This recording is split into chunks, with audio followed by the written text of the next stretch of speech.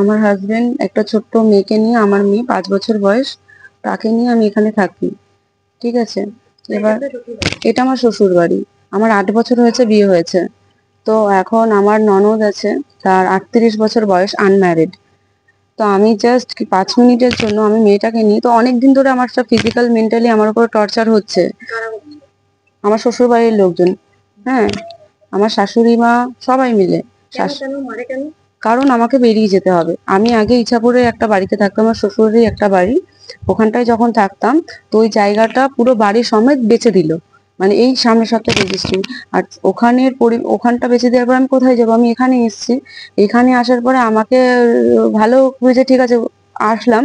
আসার পর থেকেই ঘরের ভেতরে আমাকে টর্চার, ফিজিক্যাল টর্চার, মারধর করা, এই করা সেই করা। হ্যাঁ, তারপর আমার হাজবেন্ডকে, আমার মেয়েকে কারেন্টের শক দেওয়া, এইরকম ধরনের হ্যাঁ টর্চার গুলো আমার সাথে করা হতো। তো ওরা আমাকে খালি বলতো তোমার কপালে এই আছে, তোমাদেরকে বার করে দেবো, হাতে বাটি নিয়ে বসিয়ে দেবো, এইসব বলতো। তো আমি মেয়েকে নিয়ে বিকালবেলা জাস্ট একটু হাঁটতে বেরিয়েছি, মেয়েটা পার্কে যাবে বলে, তো হাঁটতে বেরিয়েছি। ঠিক সেই মুহূর্তে যখন পার্ক থেকে ফিরছি, আমি এসে দেখি আমার ব্যাগপত্র এই যে সব বার করে দিয়েছে।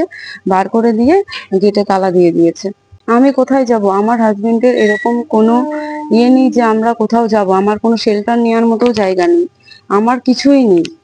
আমার আলটিমেটলি থাকলে, আমি মরলে এখানেই মরতে হবে, বাঁচলে এখানেই মরতে, আমার আলটিমেটলি কিছুই নেই।